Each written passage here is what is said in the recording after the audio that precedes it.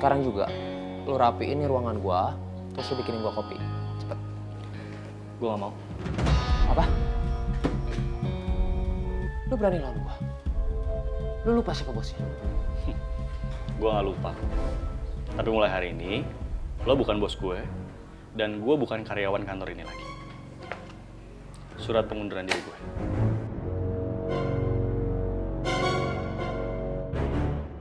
Bagus, bagus. Lu tahu, dengan begitu, lu nggak bakalan bisa lagi ngebantuin bokap Ayu untuk membayar utang ke bokap gua. Paham lu? Woo! Oh, satu lagi. Jadi perusahaan gua nggak usah lagi bayar pesangon buat. Lu mau pergi kan? Hah? Mau ngundurin diri? Just go ahead. Go. Sana.